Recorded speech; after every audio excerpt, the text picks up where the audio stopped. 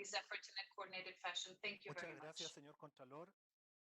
Thank you, Hay un punto que no dije, Mr. Comptroller ¿no es cierto?, General. que es usted There's presidente del grupo something de I trabajo mentioned. You were the de president of obras the públicas de OLACEFS, Public Works Working grupo Group, que está a cargo de esta OLACEFS, auditoría a group precisamente, that y is in claramente charge of this audit. los enfoques que In usted nos ha fact, presentado son aquellos que se reflejan the hoy día en things you esta have mentioned auditoría are y en, reflected today y en in este this resumen que usted audit nos ha and hecho, in this y que claramente summary la you labor que nos hemos shared encontrado with us and realizando y que the work that we've desarrollan carried cada una de out las that FS is participantes developed by en each of en the su ámbito sides that are interno, participating también recogen dicha mirada.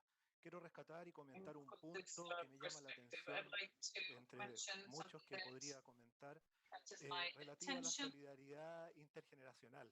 regarding En el caso de los pasivos ambientales mineros intergenerational nos solidarity. encontramos no In the solamente con case esta of the mirada de mining futuro environmental que se liabilities, we have resuelve a a través de los future principios perspective, preventivos, which is sino que resolved by también nos means of the encontramos preventative measures. con We una also situación ya find consolidada a proveniente de consolidated generaciones situation pasadas y desde la coming cual from surge past el deber, generations, la where obligación de los we have gobiernos y the de nosotros duty mismos of de government and of hacernos cargo, ourselves ¿no es to cierto?, de esa falta de previsión. take charge of Eso this es algo lack of que quería comentar. No sé si usted, Contralor, quiere decir algo más o pasamos al siguiente future punto. vision, this lack of future vision. Muchísimas gracias.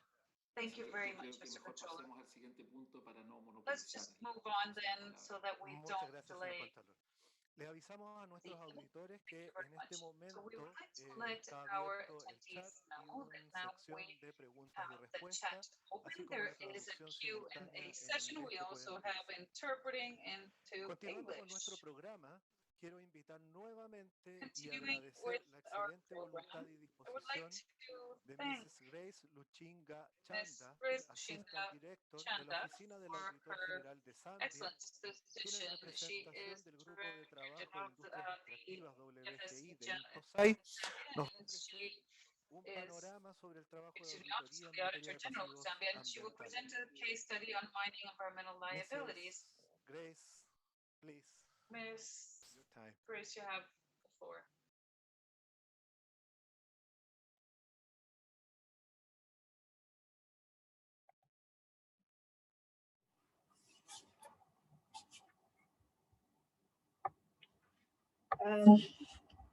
Good afternoon. I first want to thank you very much for giving us this opportunity to give this presentation to you. And I want to extend our apologies for the failure on a Monday presentation because of our network. So I'm just going to straight away proceed with my presentation. Thank you.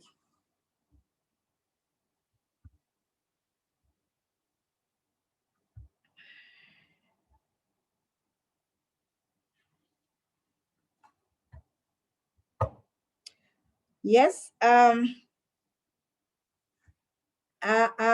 representing the working group on the extractive industries. I am a component leader of extractive industries here outside Zambia. And I can say right now a student research fellow at BA and specializing in extractive industries. I'll proceed with the presentation.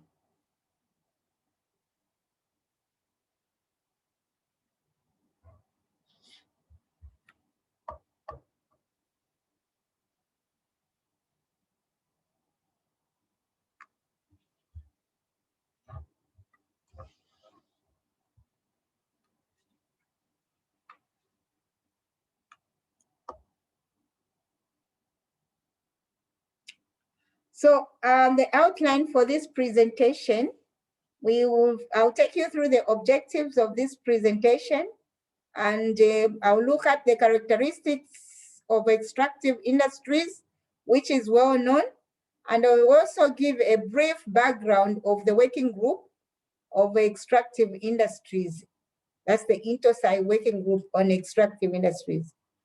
Number 3, I'm going to take you through the work that the working group has done so far on environmental liabilities. And we will look at the Vision 2030 in respect of extractive industries and what we gear the working group has done so far. Number 5, I'm going to take you through the challenges of auditing environmental liabilities, especially during the time of COVID. And number 6, I will take you through the conclusion of the presentation.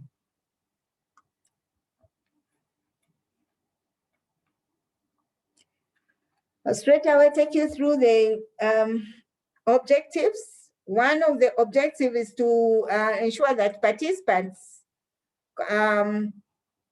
comprehend the definition or the defining parameters, main characteristics of extractive industries, as well as how the working group was established. Then we also we want the participants to appreciate the work of the working group, especially around the audit of environmental liabilities.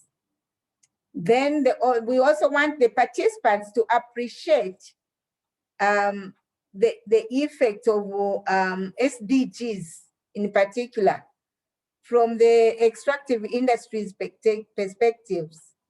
And then participants also have to realize, we want them to realize the potential challenges in audit of environmental liabilities in extractive industries. All this is the work of the working group.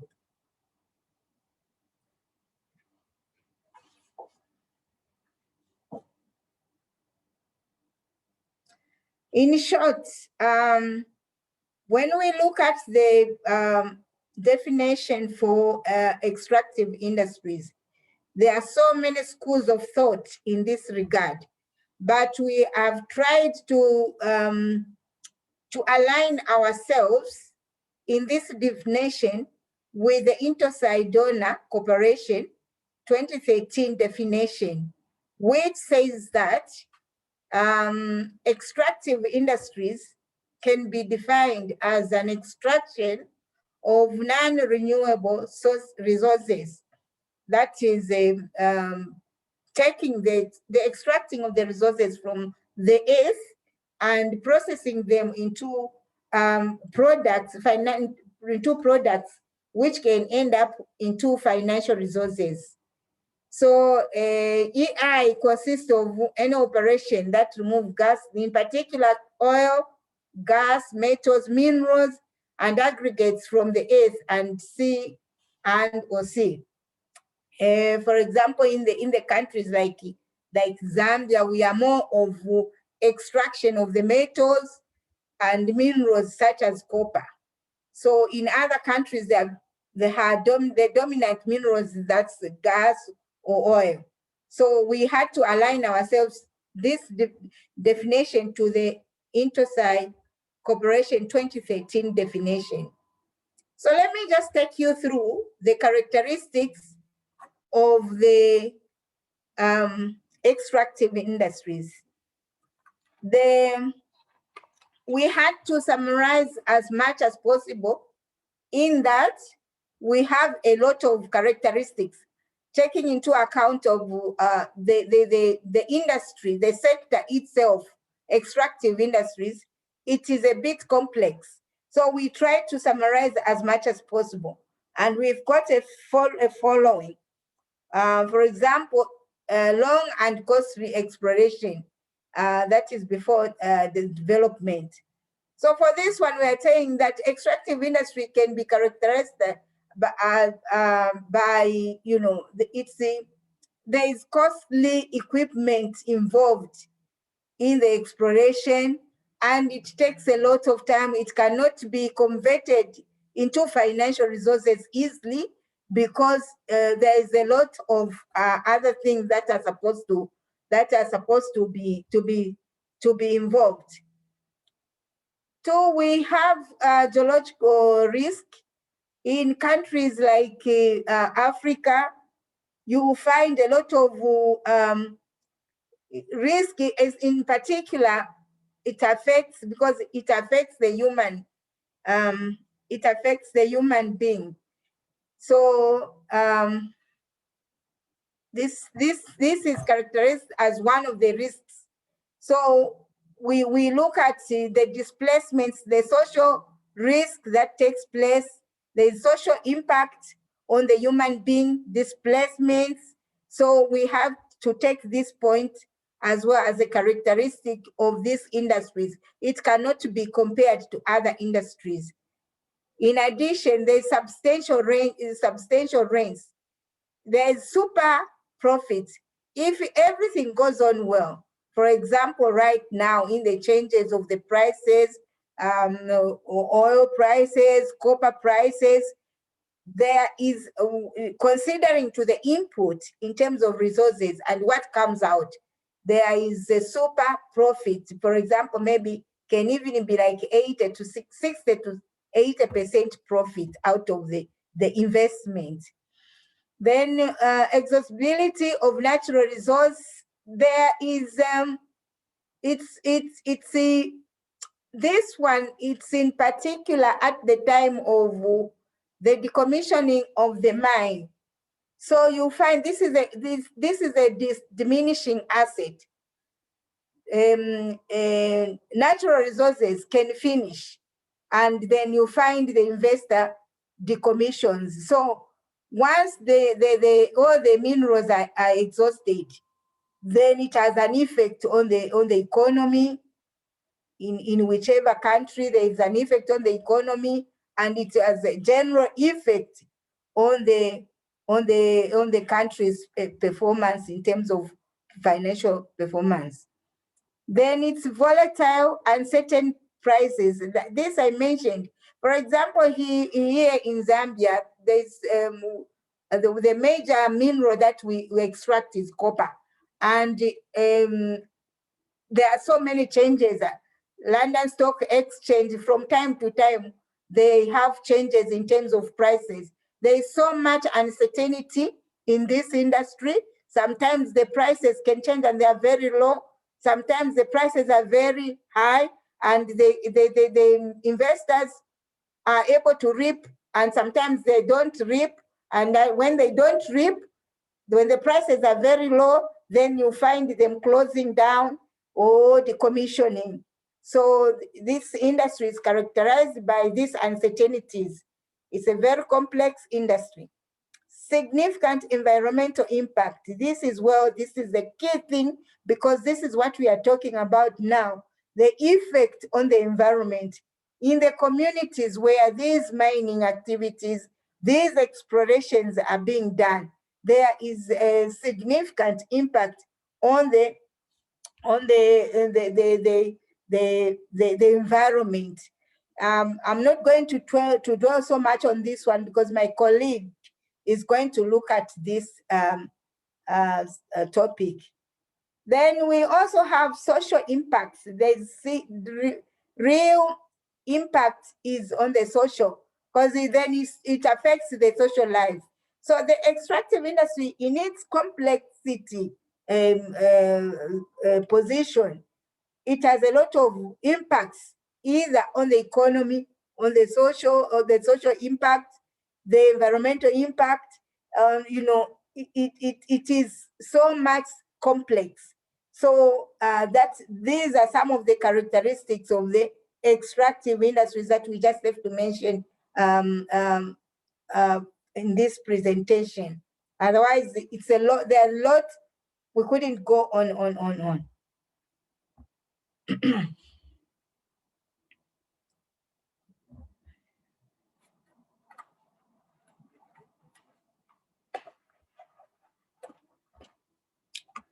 So after the mentioning of the characteristics of the industry we are dealing with, I know you know it very well. So I just want now to take you through a brief background of the operations of WIGEA and how it was established, where the working group is right now, and where we are going as a working group. So I can safely say that this was established in 2013 under the Intosai Goal 3 knowledge sharing. And this was in Beijing, China. That's where this was endorsed. And the working group was established. So the chair for this working group is Uganda. You are fully aware. There is a steering committee which coordinates all the activities, which coordinates the activities, and this steering committee is under it's a that I can say it's an inter-side working group, and we have this steering committee which reports to the chair reports to the steering committee, and all the activities, operations are within the working group. So the purpose of coming up with this working group was basically to enhance the knowledge of size in the audit of extractive industries. I can assure you that before 2013, so many sites, I don't know about the other sites, but a site like Zambia, we really had, it's not that extractive industries wasn't there. Operations of extractive industries have always been there, but we didn't know where to start from. We had very little information because the industries in other African countries is dominated by private investors. Even how to carry out an audit was a problem. We didn't know where to start from, but we had an understanding that activities were going on in these industries, and it's considered to be one of the, like a country like Zambia, that's the major export, or maybe I can say major revenue generator for this country. So before that, we didn't know, but when the working group was established with the purpose of enhancing knowledge, because now knowledge has been shared a lot, so we are fully aware of what is going on in the industry. So the membership comprises of 42 members, and in the 42, we have 2 members from the size of OLACEFS, and that's Argentina and Ecuador. And I know that Ecuador, we are together in the activity 4, which is knowledge sharing. The scope of the working group includes oil, gas, and solid minerals, for example, copper, zinc, tin, all the metals are in this same scope of the working group. So the next thing is I should also take you through the work plan for the working group. The work done by working group, I can say, since 2013, the working group has implemented 2 work plans. And I can say they have successfully implemented and achieved, especially in the Zambia, some countries like where I'm coming from, we have seen a lot of targets being met from the time that they implemented. And in this work plans, the activities which are divided into 4, the first 2 work plans, I can safely say, divided into 4 activities, and I'm going to talk about that later. And the third work plan for period 2021 to 2022, it was approved in all the members' meeting, which was held in Philippines in the year 2019. And I can safely say the source of this information, these are highlights I'm giving. This is just a summary. You can still get the information from the working group website.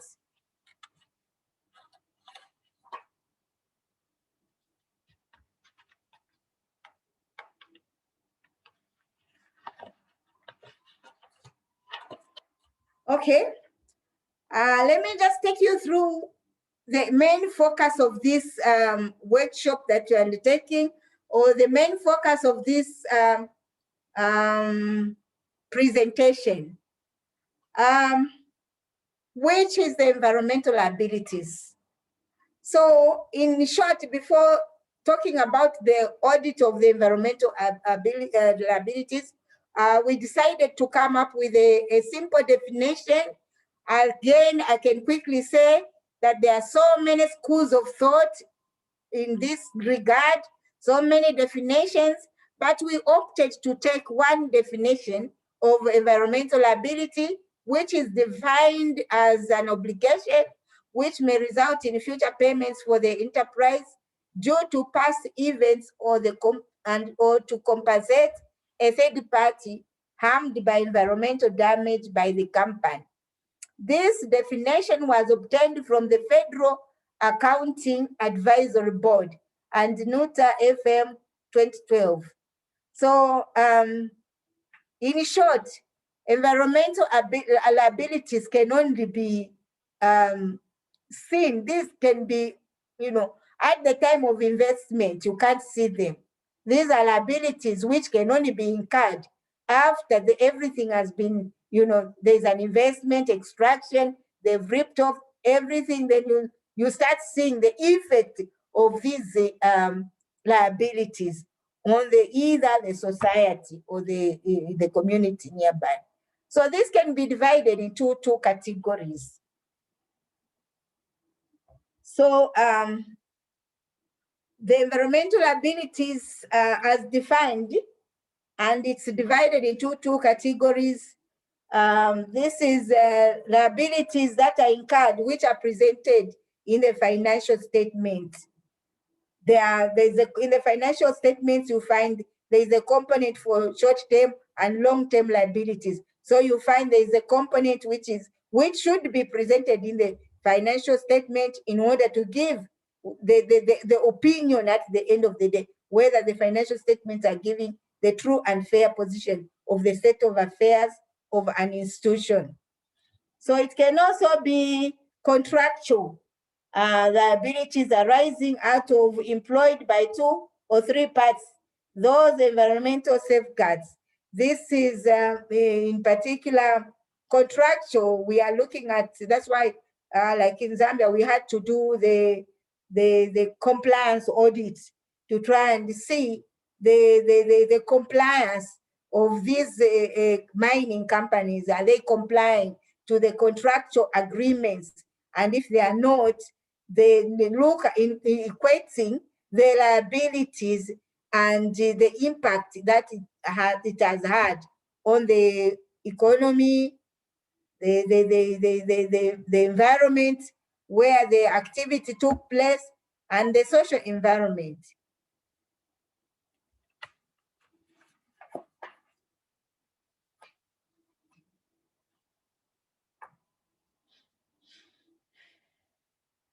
In short, what I'm trying to say is I've done the definition, which is well known, you know about it, and I've done the activities, how they are divided.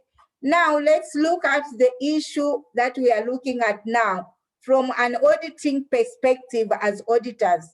We are looking at the environmental liabilities audit, and these audits are mainly in performance audit and can also be done. We are tempted to do the environmental liabilities audit in the financial and compliance audits, which the other, my colleagues will talk about.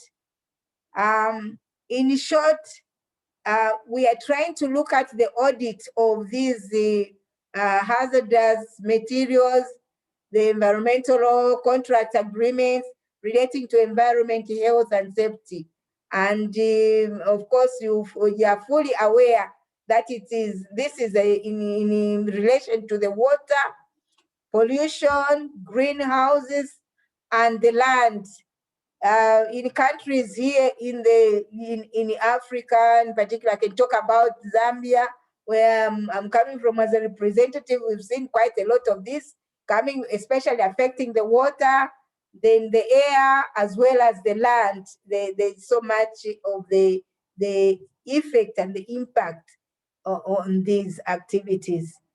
And then recent focus has been on environmental liabilities that is natural assets and that do not provide resources input, but which provide ecosystem services such as the health values. That's looking at the risk it's carrying and the effect on the health and especially in terms of the people around these mining areas or other areas where these mining activities are taking place.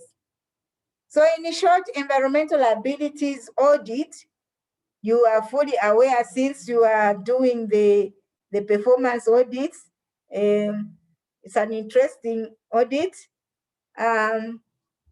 Yeah, it's environmental audit. Environmental liabilities audit basically looks at the current operations, practices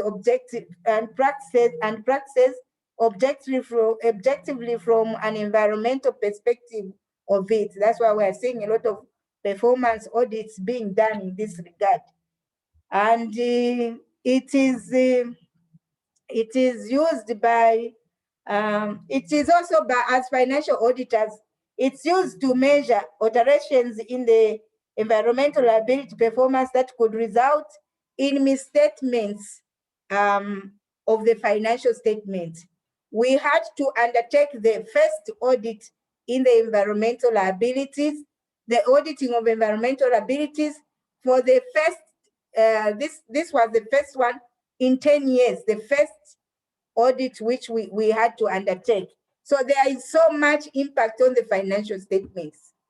And it's also used to identify potential hazards or situations before they become a problem. And we had to establish a lot of hazards and expected problem that the government will be able to face. Not only our government, even as it is happening in other countries. And it is used, as auditors, we use it to evaluate the risk and liability associated with the ongoing operations.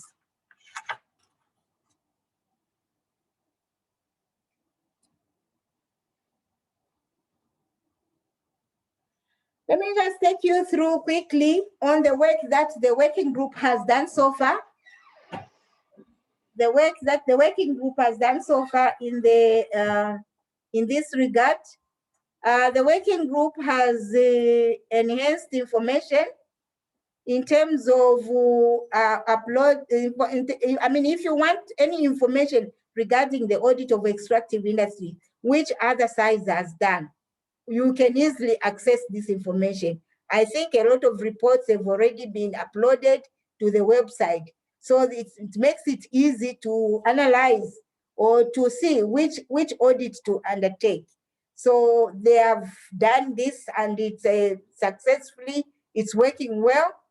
And they've uploading of the reports, I can mention this has already been talked about. Then we also have the working group has done very well in organizing and facilitating the trainings and workshops. In this regard, a country like Zambia, we didn't even have a roadmap of how to audit the extractive industries, in particular the environmental audits. But because the working group has encouraged a size to benchmark, they have organized a series of workshops since 2013. And like many countries around the region or any other countries within the global community, INTOSAI community, have been in a position to attend the trainings and workshop. And this has like opened up our scope. It has opened up our scope, our minds, and we are able to approach the audits of extractive industries. And it's a complex industry, but many sides now. We, like in Zambia, we were even able to come up with a strategy. We were able to come up with a extractive industries strategy. We had to benchmark with 2 other sides and we were able to produce the first extractive industry strategy. So I'll also take you through the examples of the work done by size, other than the working group. Now the focus on those size which have since carried out carried out environmental audits and environmental liabilities audits, or those that have carried out financial audits in extractive industries or compliance. So there is India, India, we managed from the website, we are able to access some of the work that they've done. They've had two reports, and as you can see on the auditing of environmental liabilities, GAO, you've seen we managed, they had a lot of reports on the environmental audit of environmental reports in performance and compliance, but we just had to pick a few examples. So the information is readily available. All this is done by working group on extractive industries.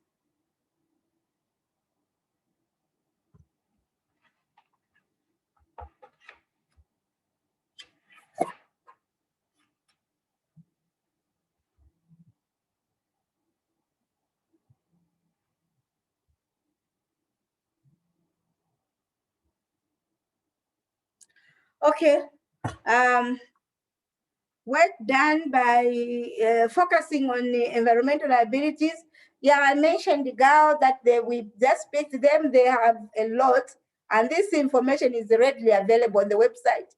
We also, Uganda has equally done some work on the environmental audits, that's the regulation and monitoring of drilling, waste management in Albertine,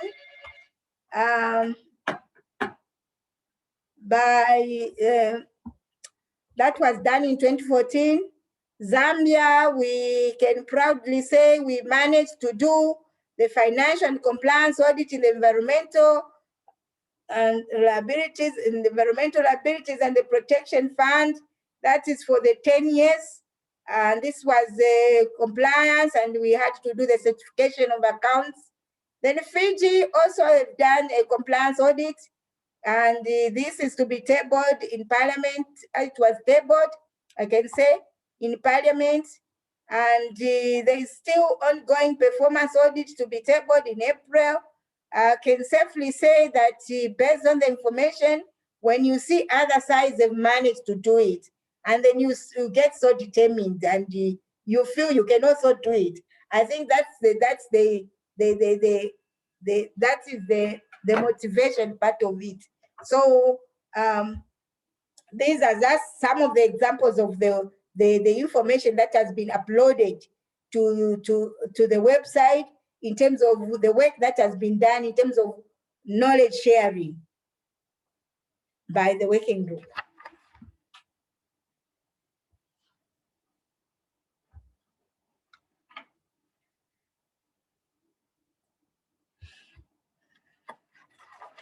Okay, we also just want to mention a few things. I know the other presenter had to elaborate a lot about the Vision 2030 and the work that is being done.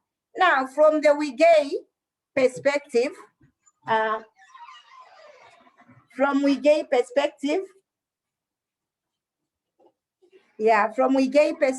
since its inception, we can safely say the working group has attached so much emphasis, in fact, effort to the way the reports are being done and the effect these reports are having on the SDGs.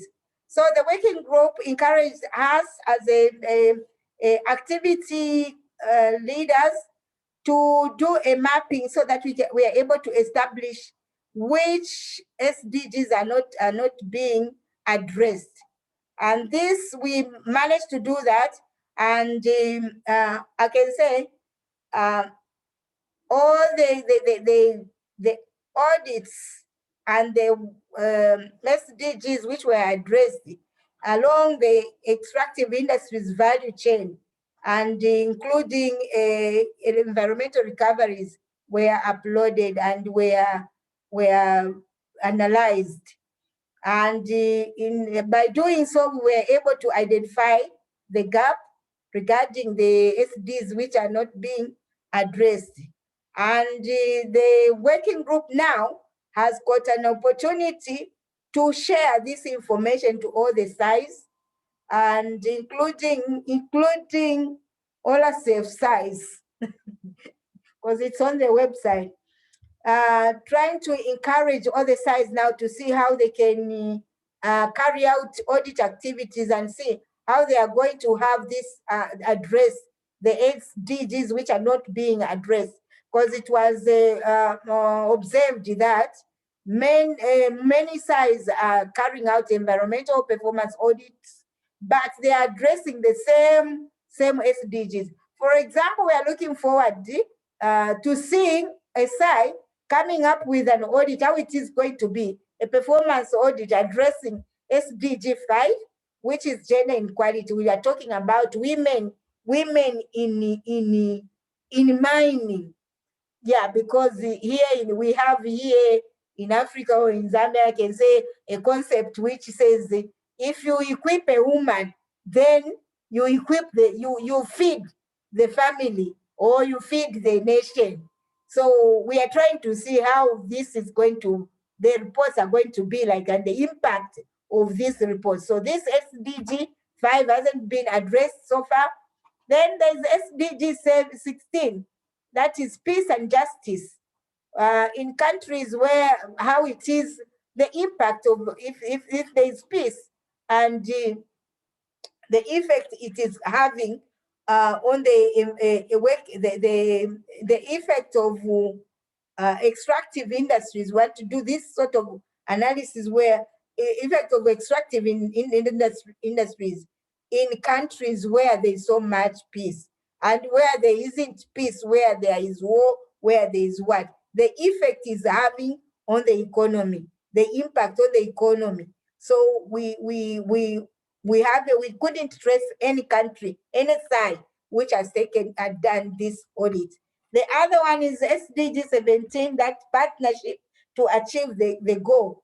That we couldn't establish any country which has done the audit linked to this side.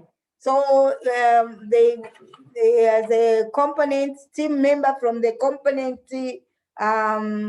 activity number 4 within the working group, we are appealing now to all the sides, try to see if we can address this.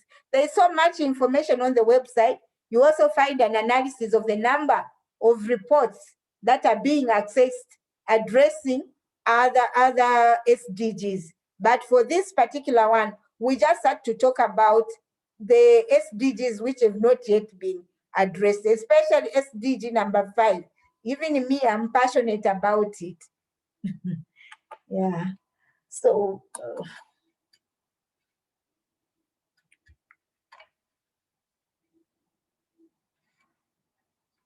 under the 2030 umbrella, we get results. I can say that's those countries that have addressed so many SDGs. I'm not going to dwell too much on that.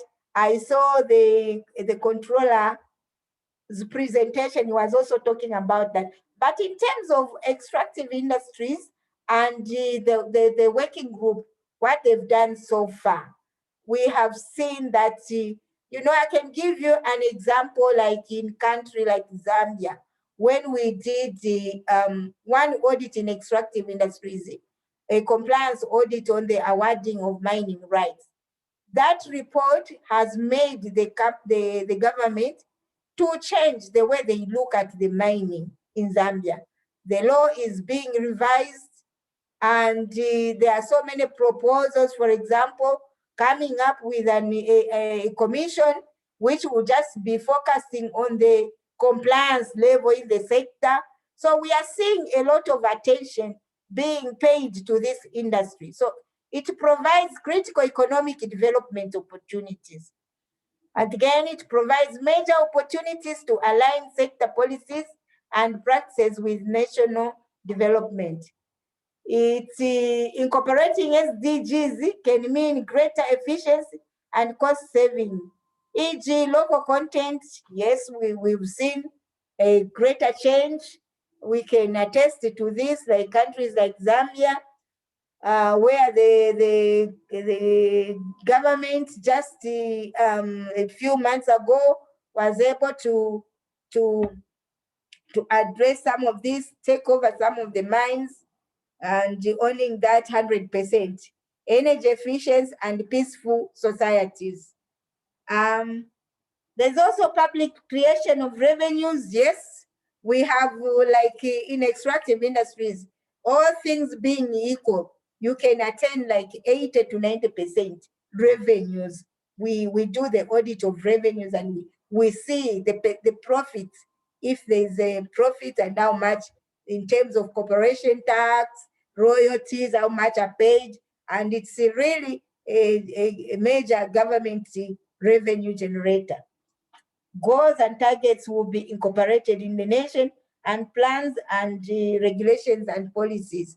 All things being equal in this sector, that you will get to that efficiency level. So in terms of WIGEA and in terms of addressing the SDGs, we are seeing a positive result as the information is flowing and as the many SDGs are being addressed.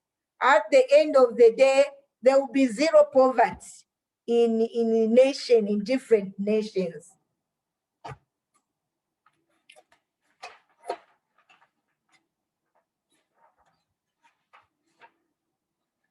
So what's, in terms of the under 2030 umbrella, that is Vision 2030 and the SDGs, and in relation to the audit of environmental liabilities during the time of COVID.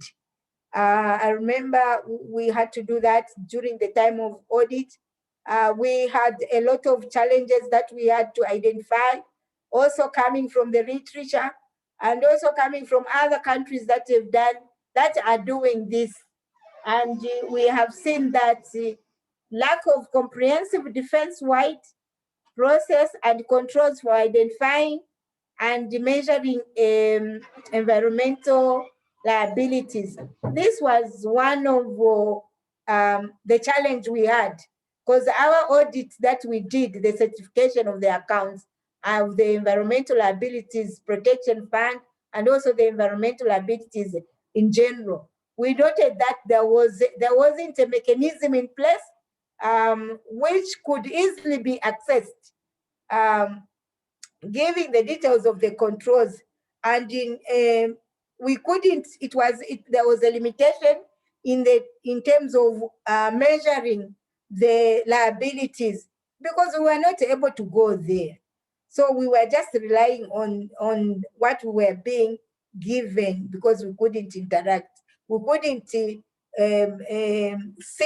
maybe establish. There wasn't a physical assessment of the existence of the controls. So there was also incomplete fixed asset listing. This was a major challenge because of COVID. Everyone kept on saying there's COVID, we can't give you the list, we can't do what.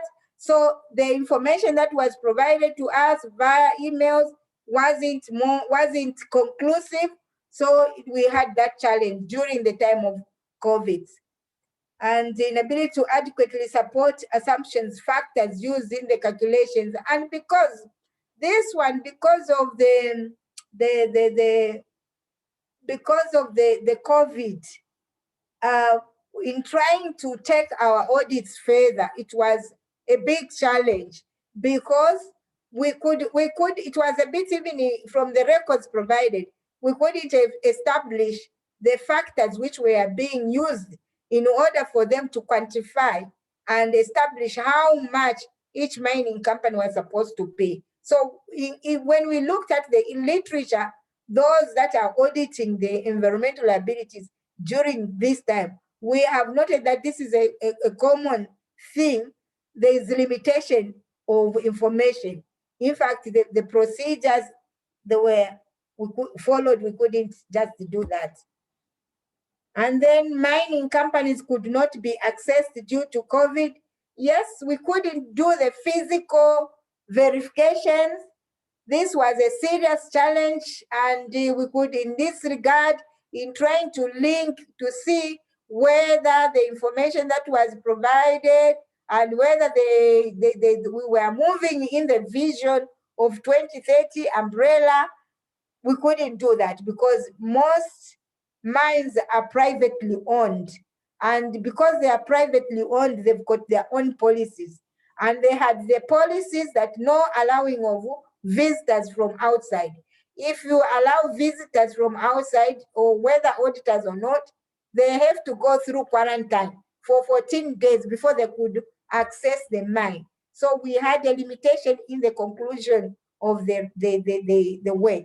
And I'm sure other countries trying to carry out this audit must be going through the same. This was a serious challenge. Then we established the knowledge gap, as most technical officers were not available during the time of audit to get the information from experts. It was as an example, a challenge. And in this particular case, it was very difficult to assess whether this information was being done within the umbrella of 2030 vision, whether they were even at the end of it, achieving any goal in relation to the SDGs. So the knowledge gap was limited. Interviews could not be undertaken. Even as we tried to make those appointments, we couldn't go there. So this was, during the time of COVID, a serious challenge. Further, auditability gap attributed to several factors in most countries. This we are just assuming even countries, other countries, because the issue of COVID has been worldwide pandemic. So we said even in other countries, several factors in most regards, which could include lack of centralized monitoring and oversight of the EI, accounting and reporting. So this could have, we had to bring out this as a challenge, not basically because of our experience, but this is coming from the literature and confirming that most countries are having a challenge to carry out this audit because of different factors in different nations.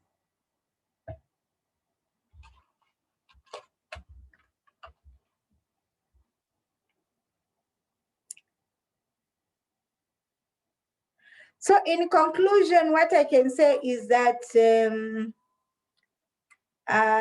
as can be seen from the work done by SAIS in the region and outside the region in respect of environmental audits, the impact of the environmental liabilities, I can say, and in terms of the costs, is huge.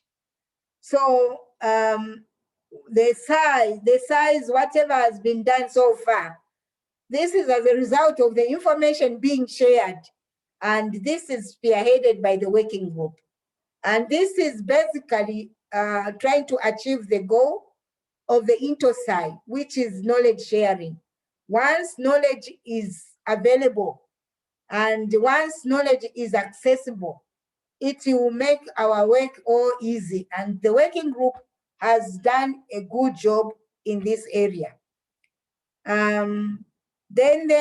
I can also say the rapid and depth of COVID-19 related economic slowdown is unprecedented.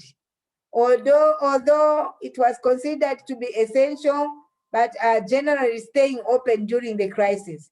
Production is likely to be affected and from the onset. But production has, yes, been affected, but we are seeing in other countries, I can cite an example, Zambia, where the price of copper has gone up. In terms of profitability, or in terms of increasing the revenue, in terms of increasing the economic activities during the time of COVID, we are seeing a positive trend because the copper prices have gone up and there's a lot of exports going on right now.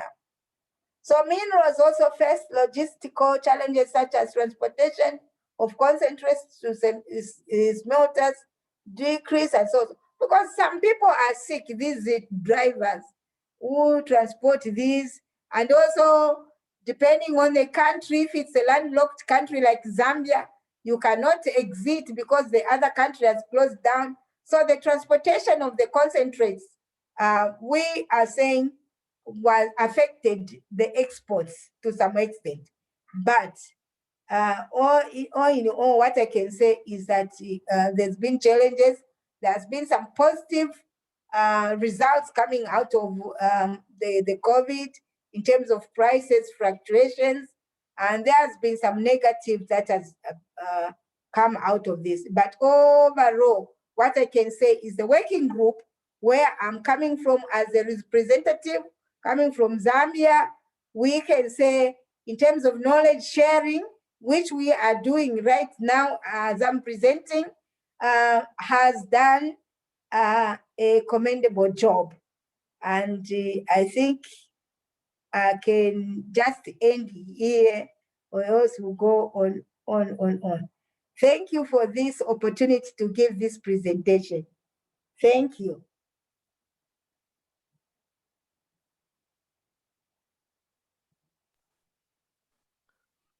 Muchas gracias, señora Grace Luchinga. Realmente nosotros nos identificamos con el Thank you, Ms. Luchinga. We truly identify with the work done by the WGI and Zambia, and countries that share similar histories and cultures, especially in more recent times. Our economies have been based on extractive industries.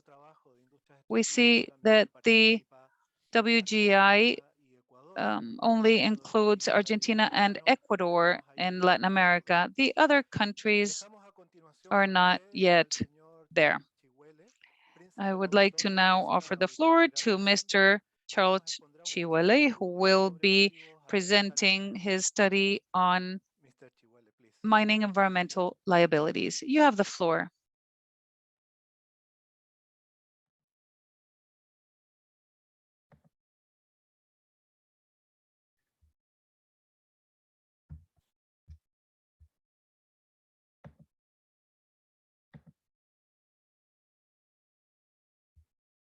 Hello. Hello, Charles. Hello, I can hear you. Yes, hello. Yes. Hello, we Yes, can hola. hear you and perfectly. Okay, thank you so much for the. Please carry on with your presentation. Hello. Hello. Okay, thank you so much for the opportunity which is given to me to give this presentation. My name is Charles Chihuele.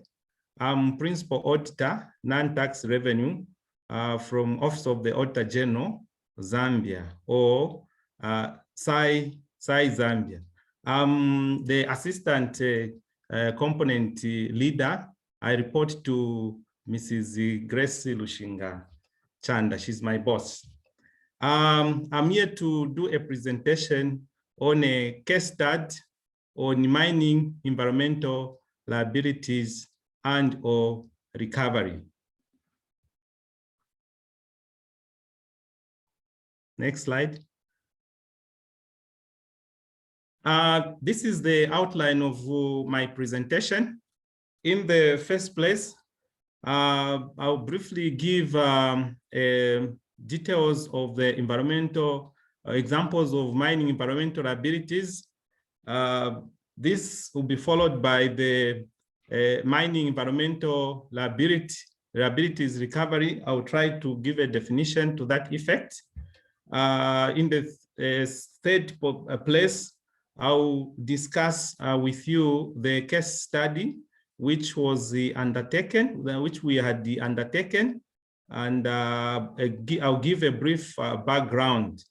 On the fourth item, I'll discuss with you the type of audit engagement which we had undertaken. And of course, this will be followed by the objectives of the audits.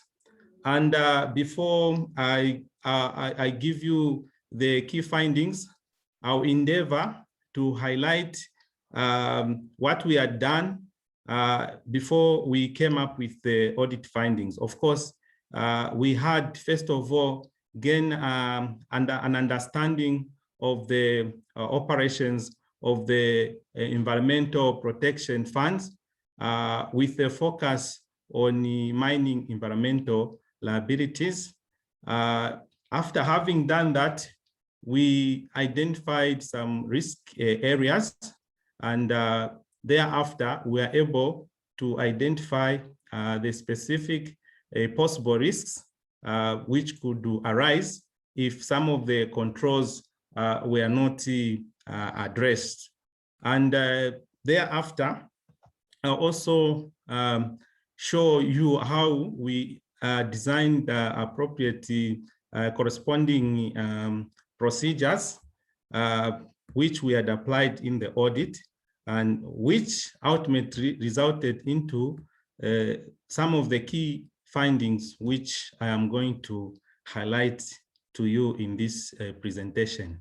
And arising from the key findings which the audit reviewed, there were some lessons that were learned, and from those lessons that were learned, we were able to come up with some recommendations.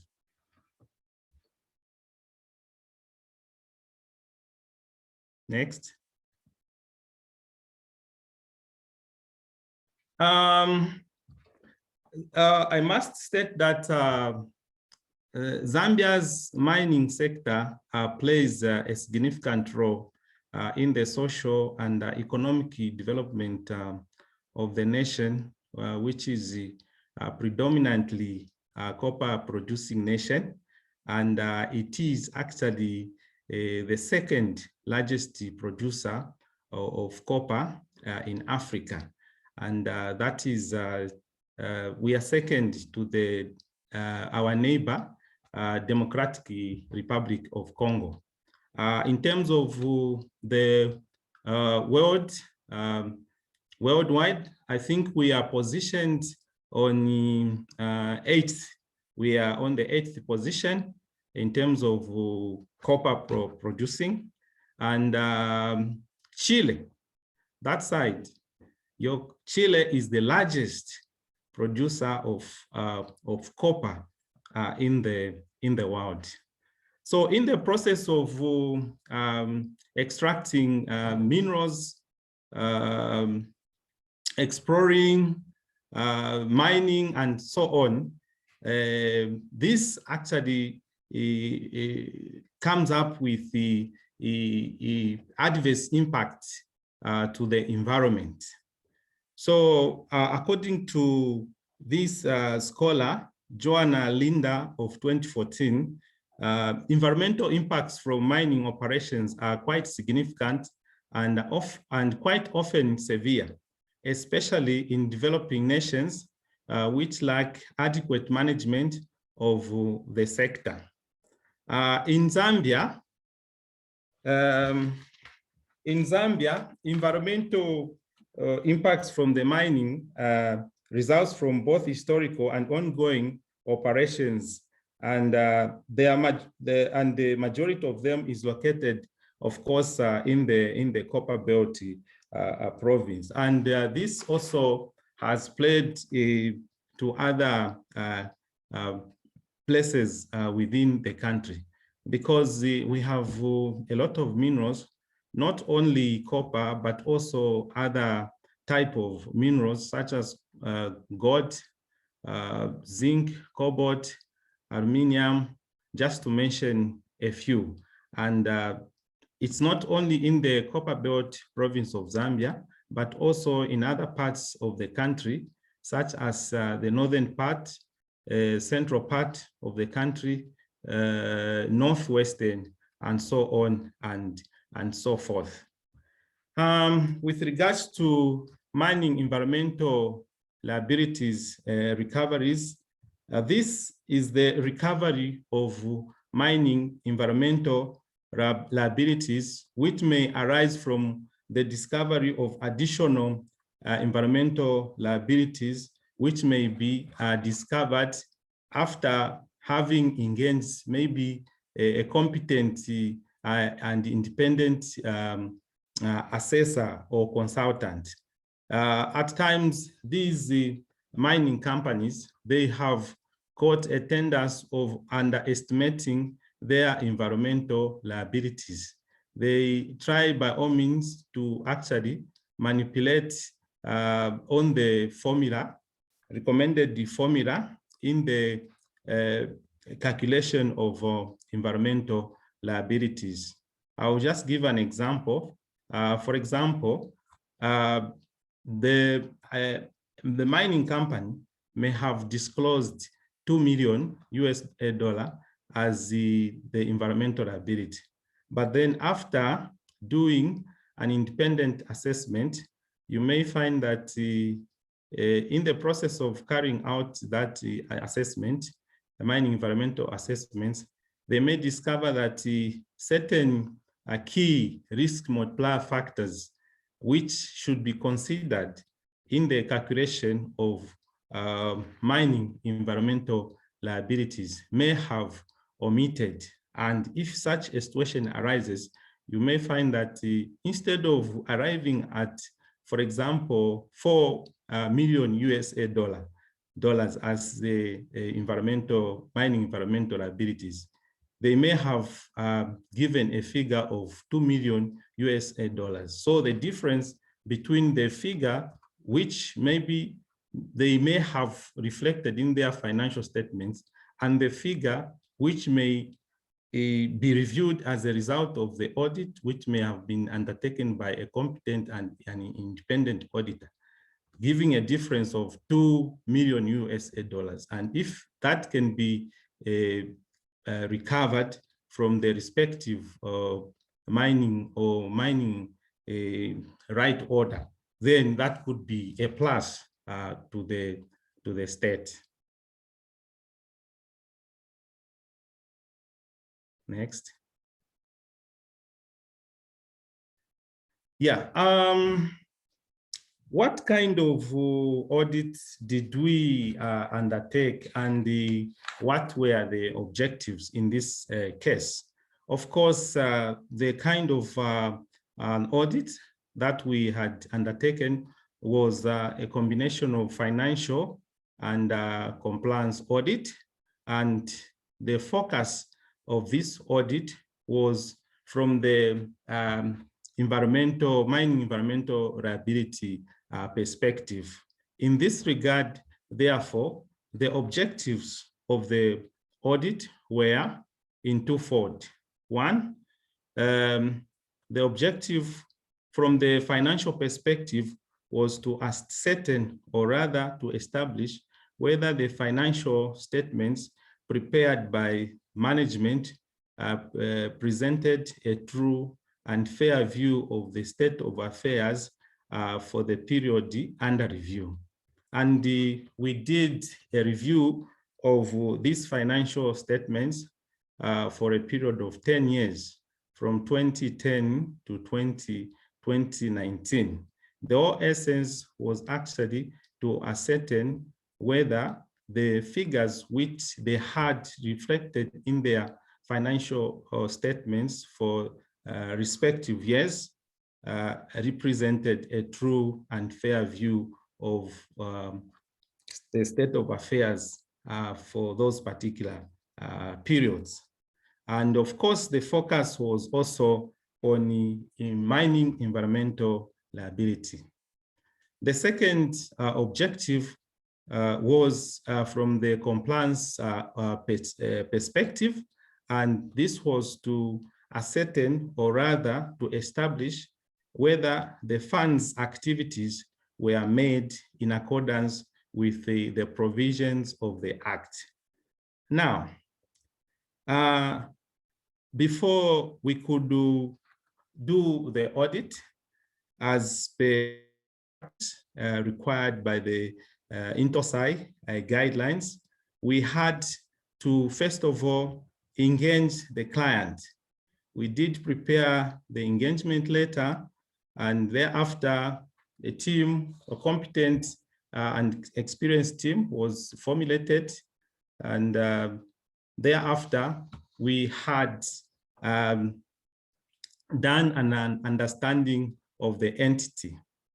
In the process of understanding the entity, we reviewed a lot of documents, documentary review. And the review was done with a focus also on mining environmental liabilities perspective. Therefore, in this regard, therefore, we reviewed the Mines and Minerals Act of 1995 and the section 76 of this act, which talks about issues to do with the mining environmental liabilities, how this is supposed to be arrived at. We also further reviewed the repealed act, Mines and Minerals Act of 2008, and in particular, the focus was on section 116, which talks about the mining environmental liabilities. We also reviewed other regulations which enforces the implementation of these acts. Further, we also reviewed the Mines and Minerals Development Act number 11 of 2015 with a focus on mining environmental liabilities, and also the Environmental Management Protection Funds guidelines with a focus on mining environmental liabilities. And after having reviewed all these documents, the acts, the regulations to enforce the provisions of the act with a focus on mining environmental liabilities, and also the Environmental Protection Fund guidelines, we then identified some of the risk areas surrounding mining environmental liabilities, which included, among others, assessment of mining environmental liabilities. So this was one of the areas we had identified. And before I could talk about that, I must mention that the mining companies, in the process of doing that risk assessment, we identified that these mining companies actually are divided into the risks are divided into three categories. There is the low risk, a category, number one. Then there is medium risk and the low risk. So the low risk, number one. Number two, medium risk. Then number three, high risk category of mining companies. So let me start with the low risk category. Under this category, all the mining companies which fall under the low risk category, they are required to pay 5% of the total mining environmental liabilities in cash. They're supposed to pay cash contribution of 5% of the total value of the mining environmental liabilities, while the 95% of the total of mining environmental liabilities is supposed to be secured through bank guarantees or bond. The second category is the medium risk. Though all those companies which fall under the medium risk category are required to make contribution of 10% of the total environmental mining liabilities, while the 90% is supposed to be secured through bank guarantees or bond. Those that fall under the high risk category, they are required to pay to settle their they're supposed to settle their liabilities 20% cash contributions to the fund, while the 80% is supposed to be settled or rather secured through the bank guarantee or bond. Yeah, so what we noted with regards to the risk areas were in the area of assessment of mining environmental liabilities. And the risk that we identified was that there was under assessment of mining environmental liabilities. The second one was to do with the formula which is being used in the calculation of mining environmental liabilities. With regards to this particular risk area, we noted that they had actually omitted, they may have omitted some of the risk multiplier factors which are key in the calculation of mining environmental liabilities. And if that arises, then the possible risk further is that they may have underestimated the value of the mining environmental liabilities. Then the third area we identified was to do with the demand notices. So after they have done the assessments, the calculations are done based on the quantum formula, and then they issue what we call the demand notices, requesting the mining companies to settle their mining environmental liabilities in twofold. Like I mentioned, there is cash contribution of depending on the category in which a particular mine falls, and then the other portion is secured through bank guarantees.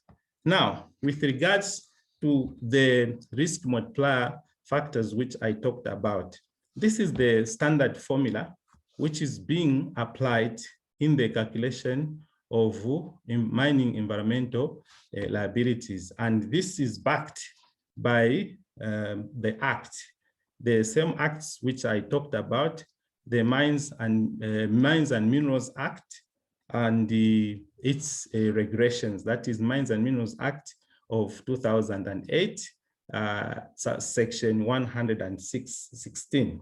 So this act, according to this provision of the act, it requires that the risk multiplier factor, which includes the hazardous or the affluent, depending on the nature or type of the minerals which are being mined, as number one, multiplier factor. Number two, the distance or the proximity of these mining companies to the communities. That also another factor which is being considered in the calculation of mining environmental liabilities. The other key factor is to do with the resources and the materials which are required to actually rehabilitate at the closure of the mines. This is done in order to make good of the environment. So in short, the calculation is done in such a way that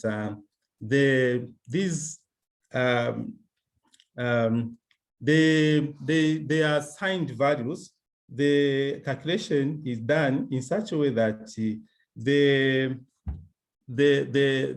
on the formula, the values are assigned, and these values which are assigned, they are standard values which are assigned there, and they are multiplied with these risky multiplier factors. So in a situation where some of these risk factors are not taken into account, then the possibility is that whatever could be declared is definitely underestimated, because some of these key multiplier factors were not considered in the calculations. And also the other area is to do with the bank guarantees and first cash contribution. Some of them may not have been making payments to the funds. So in this regard, therefore, we compare database of mining companies with the record of companies which were making or making contributions, which were making cash payments. We use the computer-assisted audit techniques, that is the idea, and the audit command language, where we're able to match the two databases, the database of mining companies and the records of those mining companies which were making contributions to the fund. And at the end of it all, we were able to identify some of the companies which were on the database, but they were not making any payments.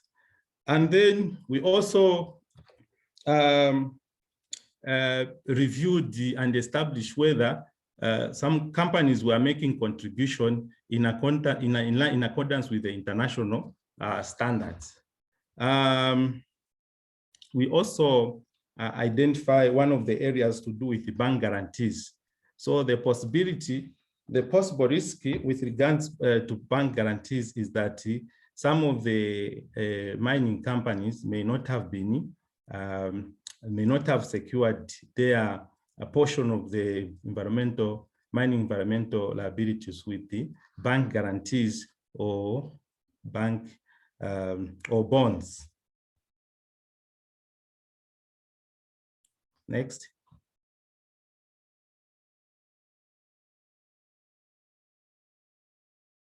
Next. Hello, next.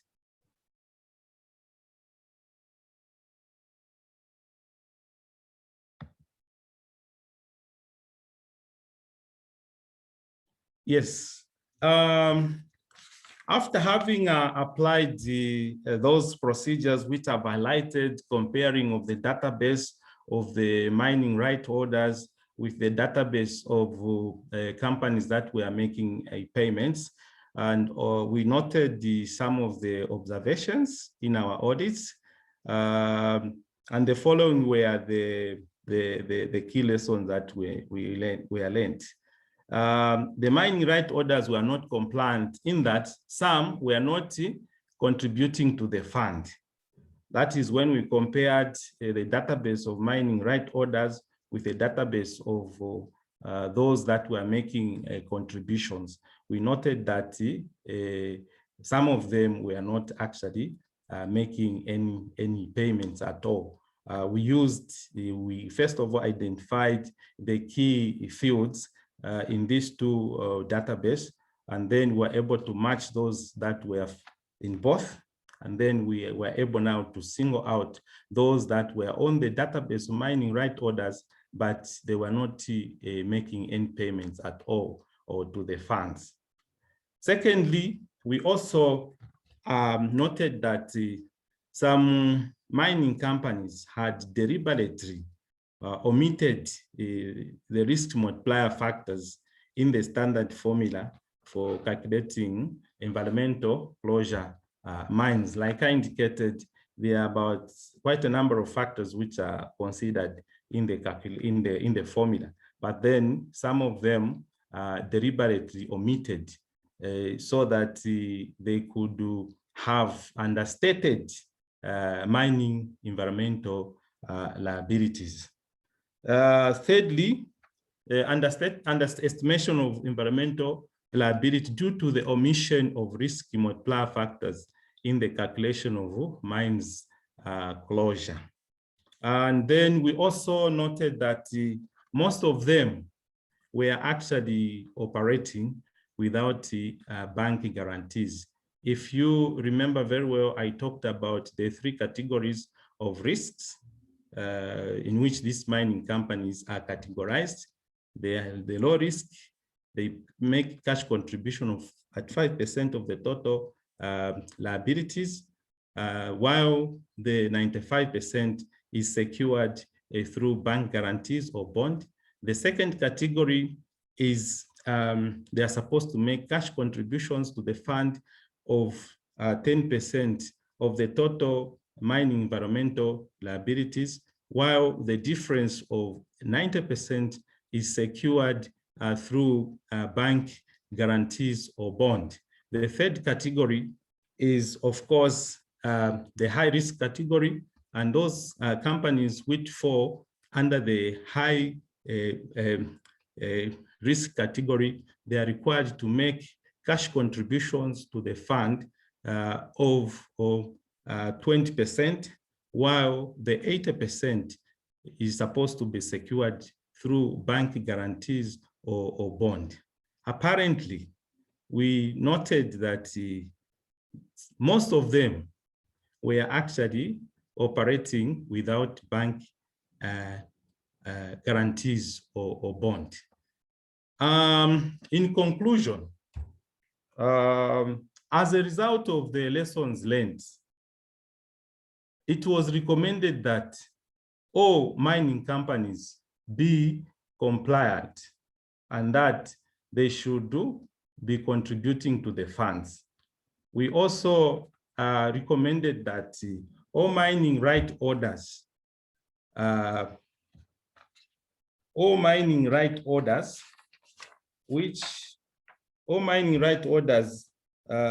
be inspected and establish whether they had applied the environmental liability formula correctly. We also recommended that corrections be made by mining right orders which had omitted the risk multiplier factors, because by omitting the key risk multiplier factors which are considered to be key in the calculation of mining environmental liabilities, it can result into underestimation of mining environmental liabilities. And if that arises, then it puts the government at risk of actually dismantling these mining environmental liabilities on behalf of the respective mining companies. We also recommended that the environmental liabilities recoveries be made. And this, like my boss had indicated, we have not yet concluded, because we need to, of course, when the situation gets better, the COVID situation, we intend to try as much as possible and see if we can get to these respective companies and try to verify some of the, especially those which had made the omissions of these key multiplier factors, such as the hazardous or affluent of the nature of the minerals which are being mined. Depending on the nature or type of the minerals which are being mined, the environmental liabilities can differ. For example, those which are mining uranium, when you compare with those that are maybe mining copper, the cost of decommission cost may definitely be different, because like uranium is versatile, you know, it's a very risky kind of a mineral. And in terms of emission, the pollution that it can cause and the seriousness of health hazard that it can pose. Yeah, so the other part is that if all these are not dealt with, then the government will be at risk of, carrying over the mining liabilities on behalf of the mining company. So this audit, I think it was an eye-opener to us and to the government at large. And once it is concluded, we are hoping that it will really help the state.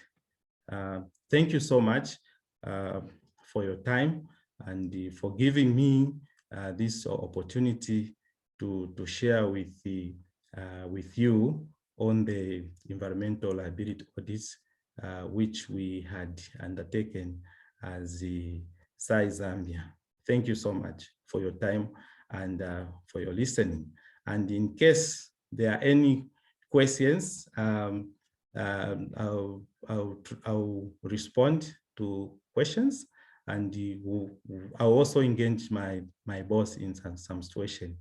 Thank you so much. And the details are there below in case you'd want to get in touch with us for anything. We are available. Thank you so much.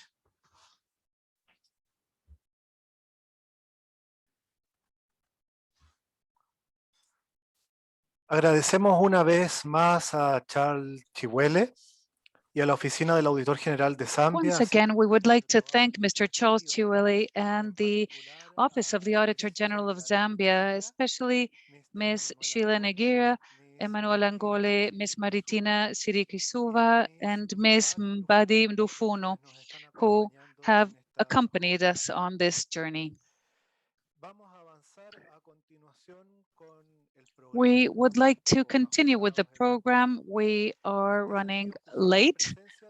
We would like to offer the floor to Vivi Niminma, Secretary General of the INTESAI Working Group on Environmental Auditing, who unfortunately is unable to join us. And we would like to send greetings to her native Finland. Honoring her interest in this audit, she shared us a video of the presentation she recorded a few hours ago for this occasion. The title is Reflections on Sustainable Mining and the Power of Cooperative Audits. Hello, I'm Vivi Niemänmaa from the National Audit Office of Finland, where I head the Secretariat of the INTESAI Working Group on Environmental Auditing. And I'm so happy to say a few words in this very important consolidation workshop. And what I'm trying to do next is to share my screen.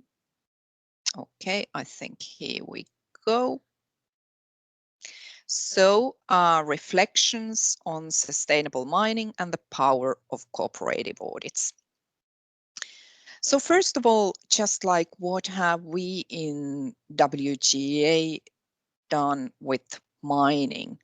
It's not actually very much, but there is an important guidance document from 2010, a project which was led by SAI Tanzania. We also have a kind of database of environmental audits where we have currently thousands of audits, which can be really important, especially, let's say, when you start to audit a topic and if you want to benchmark with other countries. So if you go to the issue and use the keyword of mining, you will find all the relevant audits available. About liabilities, that is also a topic that we have not addressed directly as a topic of its own, but it's present in many of our activities. One example is the 2013 guidance document on environmental data. And if you look at all of these categories here, the liabilities are particularly connected to the environmental risks assessments.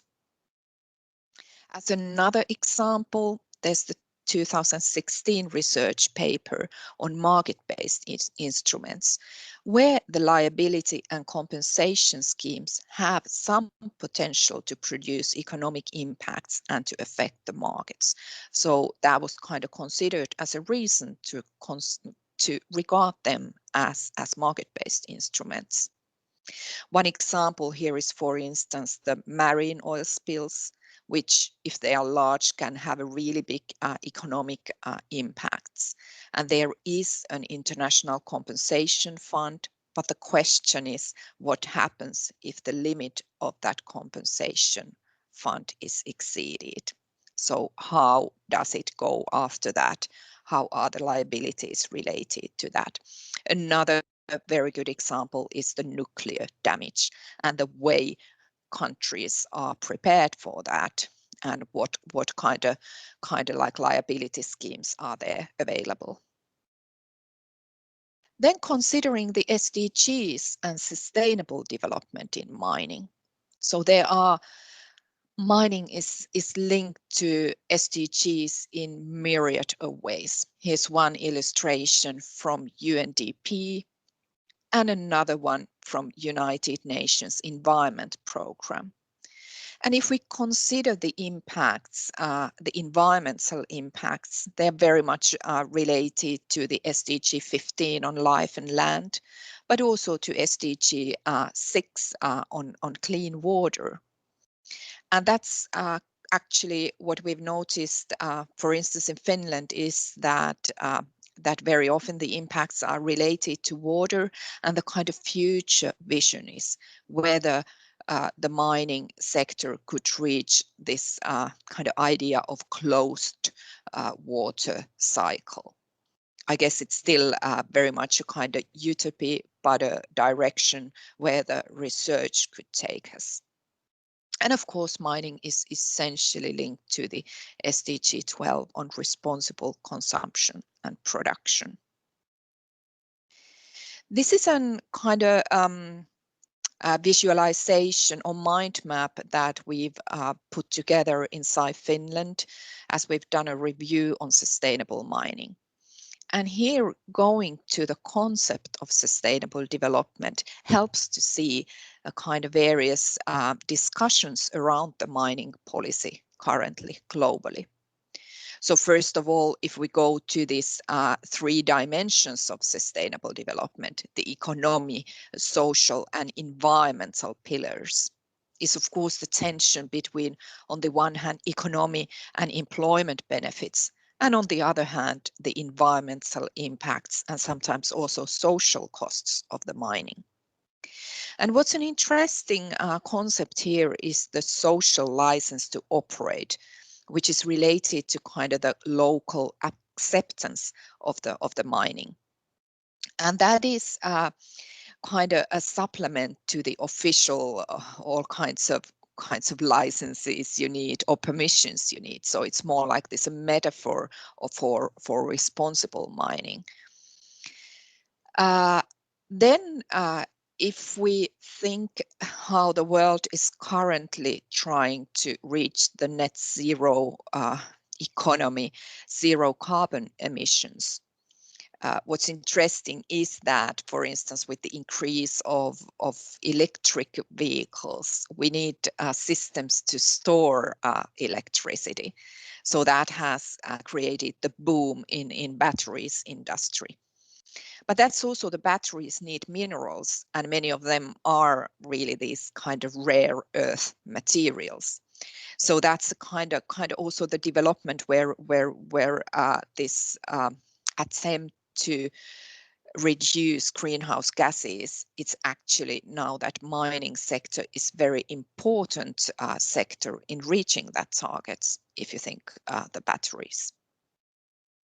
Perhaps another discussion then is the circular economy, which is also represents a kind of new identity for the mining sector, which is traditionally about mining those kind of virgin materials. And now the whole like ideology is a bit different, like how you should use the existing materials and how you should reuse them and recycle them.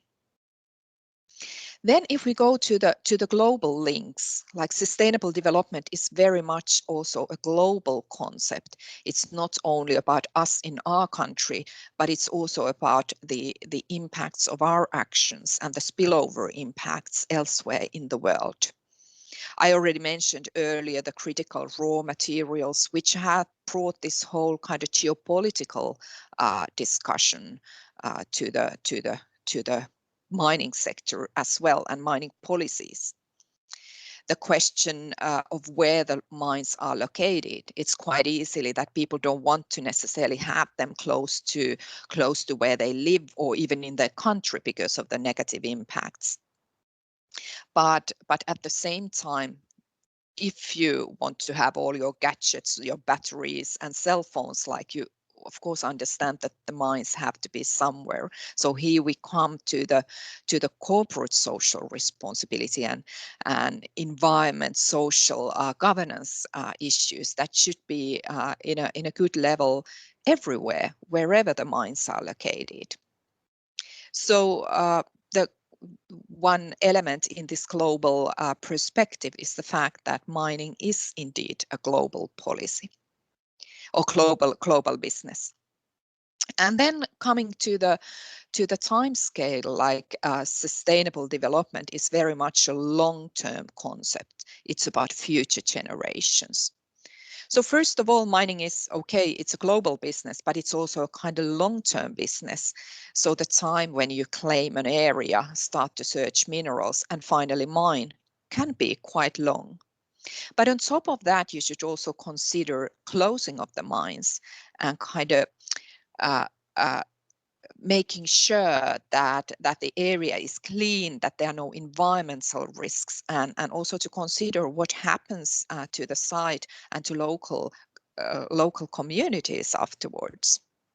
So the risks are really long-term in nature, and we really come to the heart of the liabilities once also the mines are closed for reason or another, like who pays for the remediation and who pays if something goes wrong already during the mining.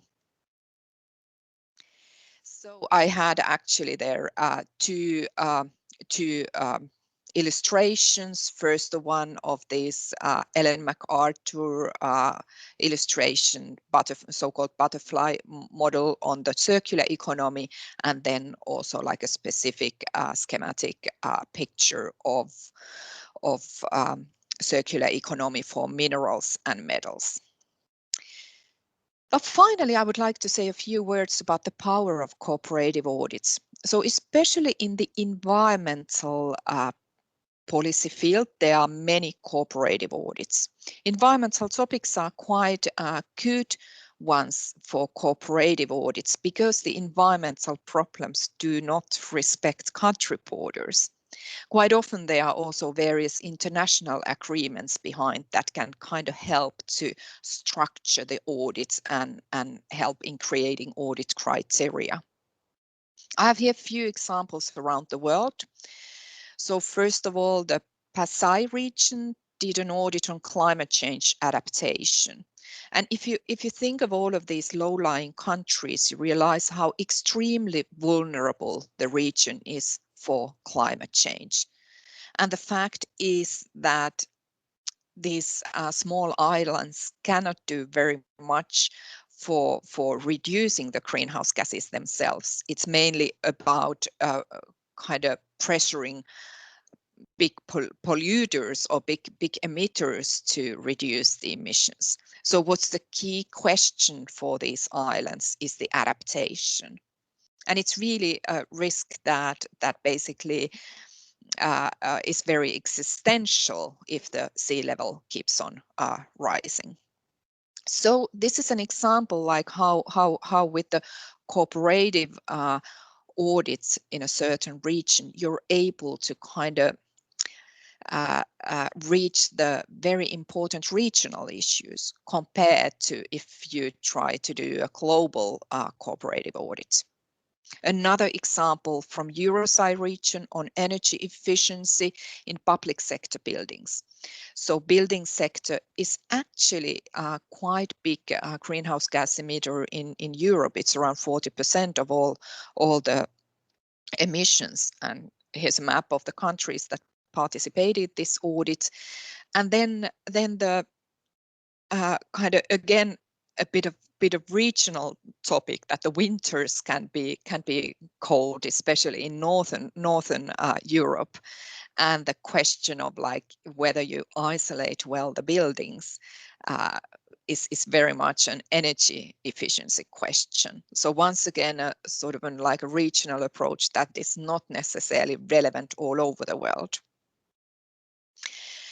Third example from Afrosci region, cooperative audit of 4 sites on Lake Chad, a very good example of how these different sustainability actions are interlinked, how it's about like degradation of environments, how it's about social problems, economic problems, leading possibly to conflicts and poverty, and how they are very like interlinked. And only with a kind of cooperation of these 4 countries, it's possible to save the Lake Chad. There's also a link to a YouTube video on the audit, which is excellent, and I recommend you to watch it later. And then finally, coming to the Latin America, there are fantastic cooperative audit examples like this one on protected areas. And what I particularly like is how it was kind of summarized the benefits of a cooperative audit, that it's an effective strategy to boost cooperation between SIs, how it helps developing SIs capacities and establishes professional networks.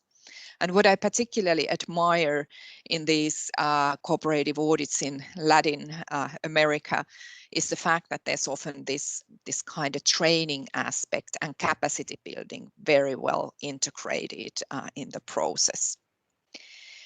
So I would like to thank you for the possibility to say these few words. Let's see if I can get my face still here. Yes, here we are. So I want to congratulate you for choosing a very good topic and having the work finalized. So thank you very much and stay healthy.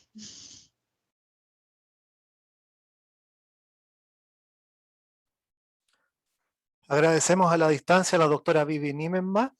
We thank Dr. Vivi Niemenma for these remarks and that she was so kind to send us.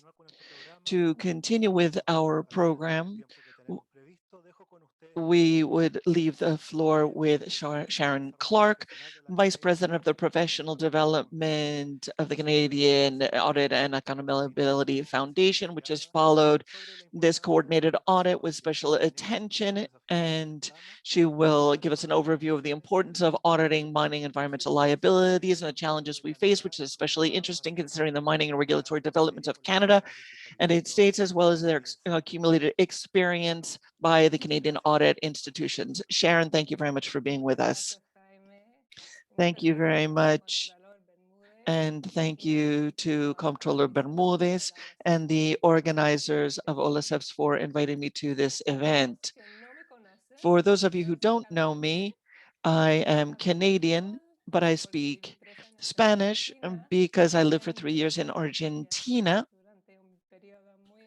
And it was a very interesting period. In keeping with what the comptroller said at the beginning, I've also noted what the impact is of the audits we perform. So I'd like to give you 2 examples from the mining industry. In 2017, an audit of mining in the province of British Columbia in Canada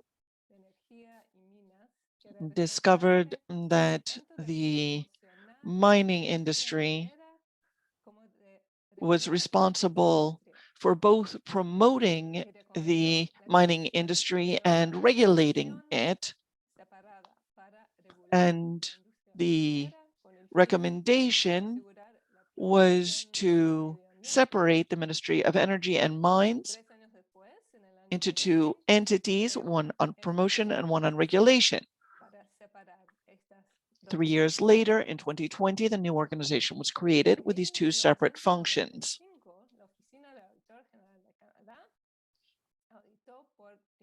Another audit that was performed had to do with the remediation of contaminated polluted mining sites. At that time, we had seen just a few that had been audited. And then in 2002, the government had identified an additional 20,000 sites. We created a national list, including those that were under federal purview, as well as those that were not.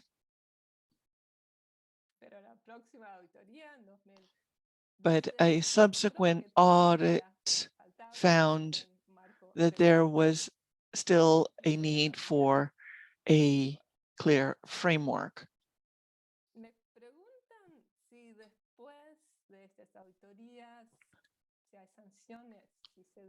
Now, if you are wondering whether there are sanctions, are people fired, forced to resign after these audits, the answer is sometimes. But in general, it is not the fault of one person when something goes wrong. There are usually multiple reasons related to the way things are done, to how people work together, and what behavior is being rewarded. The audits that look at the causes of problems, that include the recommendations that address those causes, are the most effective. But relationships are also important. Communicating audit findings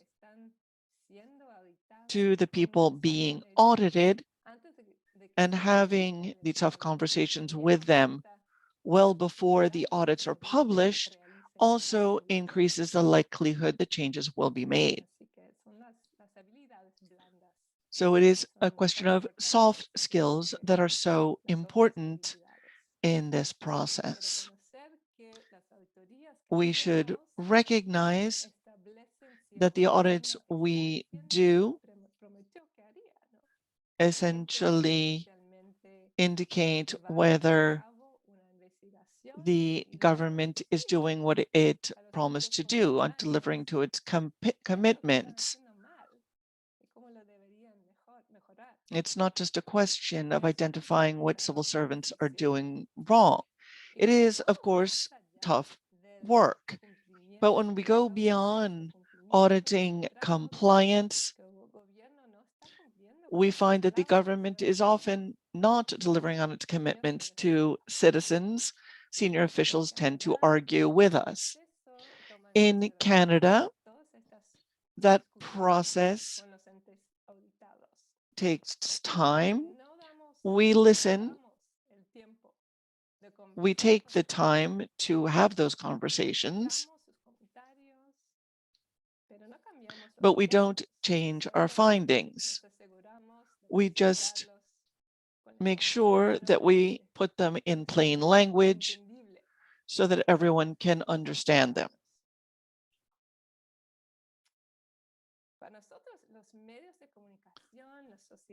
For us, the media, civil society, legislators all play a role in ensuring that something is done when there are negative findings.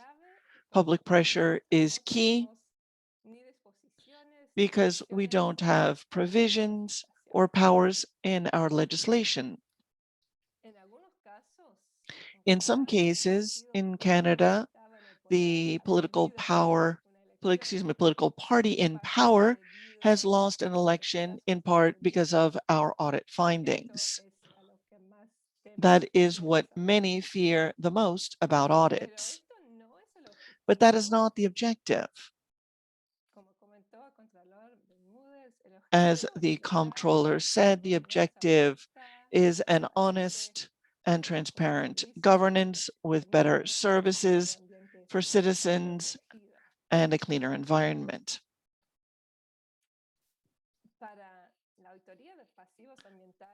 For the OLACEFS audit of mining environmental liabilities, You are working across several countries and jurisdictions, so the challenge is even greater, not to mention the challenge of auditing during a global pandemic, as our colleague from Zambia has so rightly noted. But the effort is worthwhile. The regulation of mining environmental liabilities is critical to protecting the environment and to protecting corruption and personal gain. I know that many of the mines operating in Latin America are Canadian owned.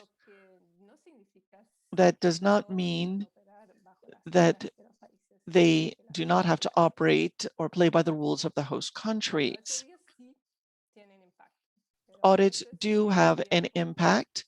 Sometimes it takes time because if we want to change practices, we need to be patient because it does take time. I hope that your audit has the impact that you desire. Of course, it is not easy. As a previous Auditor General of Canada once remarked, it's quite amazing that a country like ours has an organization like the Office of the Auditor General, which is pretty unrestricted and able to make up its mind what it's going to look at, when it's going to look at it, and how to report. It is a strong democracy that can tolerate this type of invasion of government activity. I offer my congratulations for your work on this audit, and I wish you well going forward. Please know that the Canadian Audit and Accountability Foundation is here to support you however we can. Thank you very much. Thank you very much, Sharon. It's been a pleasure having you with us. We will send you any questions. We are short on time, so I apologize that we cannot take questions now or address other topics of interest that it would be good to expand upon. To conclude our program today, I would like to leave the floor with Edwin Ramirez, Director of the Program for Strengthening Environmental Control of the German Development Cooperation, and GIZ, an institution through which economic and logistical support has been materialized for numerous initiatives in our region, particularly OLACEFS, among others, this audit. It is a pleasure to have you with us. Dear Jaime, on the contrary, it is a pleasure to greet you. Thank you for this invitation.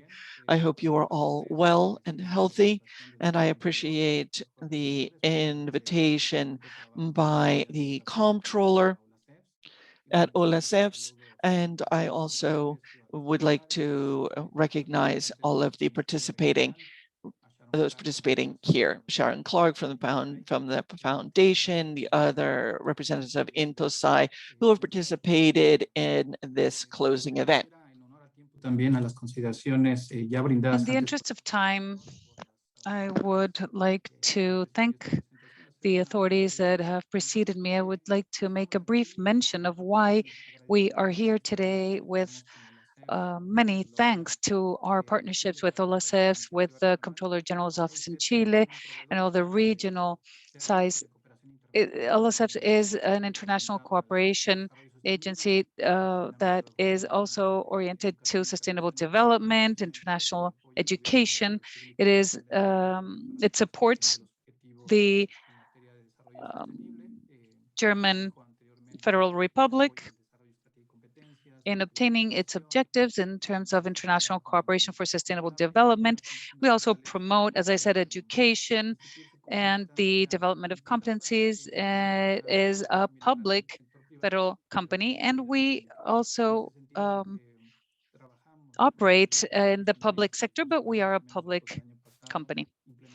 We have over 22,000 staff for our different activities and also in collaboration with our counterparts in 120 countries and over 1,500 projects underway. We focus basically on sustainability, social responsibility, and ecological balance and economic efficiency. In Latin America, we focus on the environment, on climate, on energy. These are our main objectives in the region. Also biodiversity and governance, which, as Sharon said, Sharon and Comptroller Bermúdez both mentioned it. Also cooperation with the economic sector. Now, regarding our collaboration with the SAIs, the German cooperation recognizes the relevance of external control.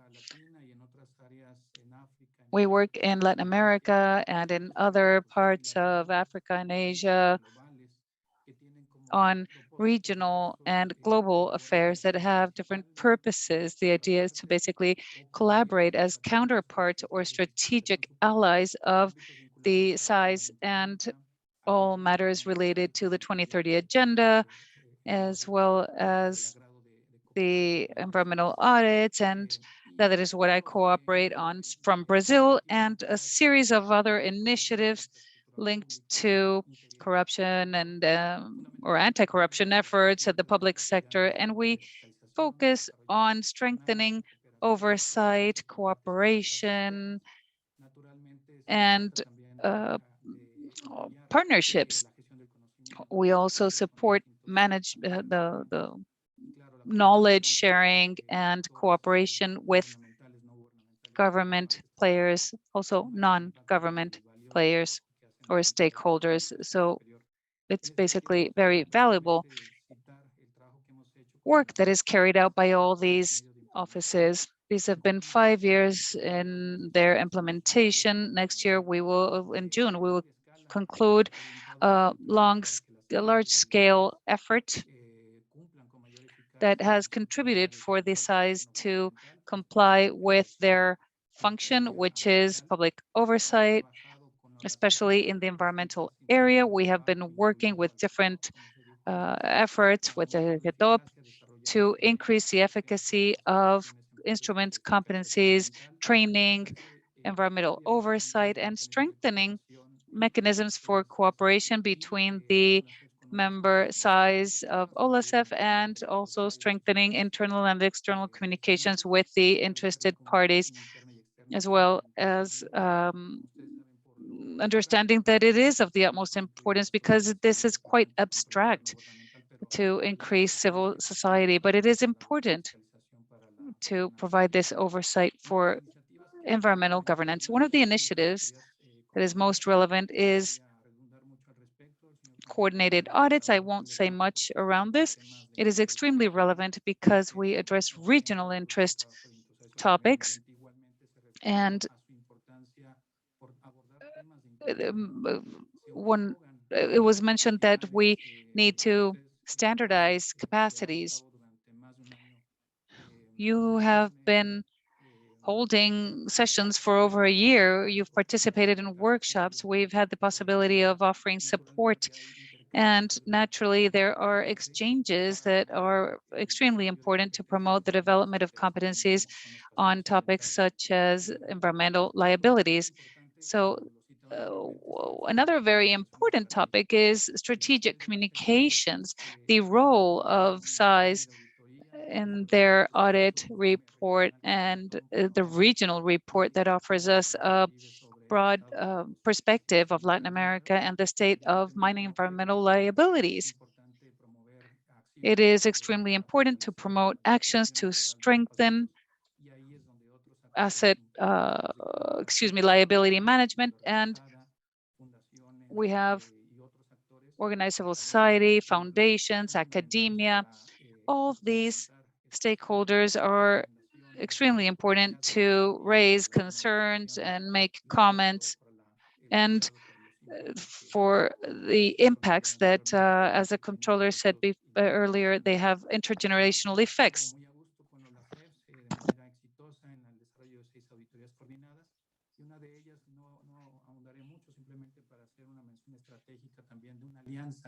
que el proyecto regional Fortalecimiento del Control Externo Ambiental tuvo con el proyecto MINSUS, orientado a la cooperación regional para la gestión sustentable de los recursos mineros en los países For andinos. sustainable development in the Andean world with work with ECLAC and others. I appreciate the cooperation of our colleagues and appreciate the work that was done by the local office in Chile as well in carrying out this initiative in terms of mitigating negative impacts for the environment. And thank you once again to the all of the auditors, everyone who's been involved in this, and we appreciate your presence and we look forward in coming months to be able to conclude and to provide further support to this effort. Of course, OLACEF is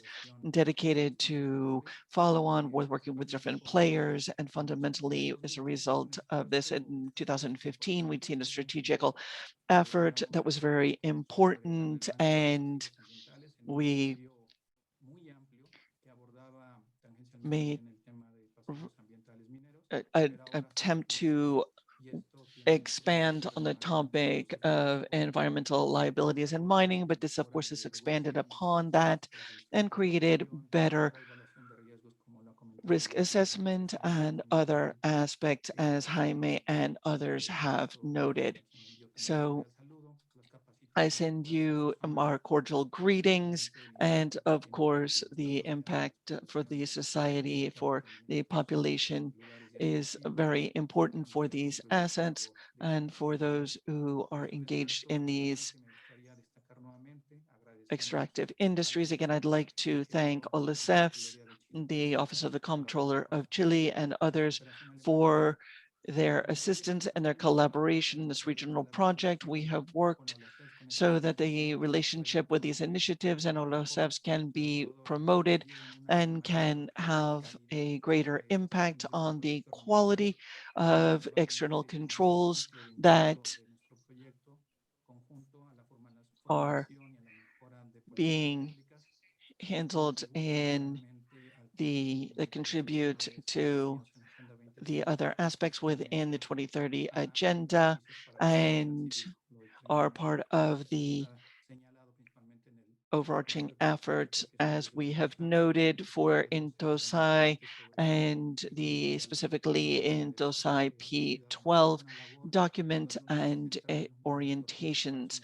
This enables us, of course, to focus obviously on SAIs, but also civil society and a number of other entities to ensure healthy financial management and integrity. Thank you very much once again, dear Jaime. We are available to you should you need anything. We are pleased to continue to work with OLACEFS and look forward to future collaboration within Latin America. Thank you very much. Thank you, Erwin, and thank you also to the Federal Republic of Germany through GIZ for your efforts. To conclude this event, I would like to leave you with Loreto Valenzuela Torres, head of the Department of Environmental Public Works and Companies of the Office of the Comptroller of Chile, who will be making the closing remarks. Thank you, Jaime. Thank you to all present here today. Thank you for being at this closing session. I would like to thank all our speakers who have allowed us to learn about perspectives and other regions' perspectives, and we would like to ratify that environmental issues have no borders. We are extremely thankful for the possibility of having coordinated our joint work. Our work has not yet finished, and the consolidation workshop, we will be presenting the results, communicating in order to be able to advance with our strategy. And this audit specifically, I would like to stress the excellent work done by our auditing teams.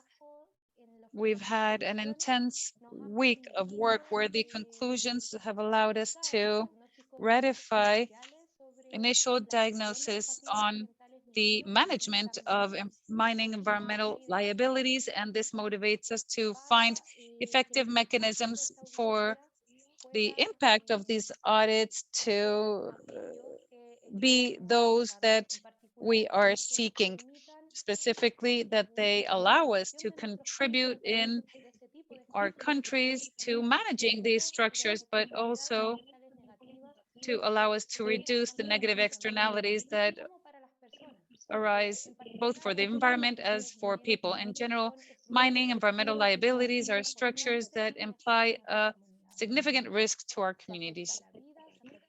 They affect life, the health of people, and that is why it is relevant for us to manage these liabilities.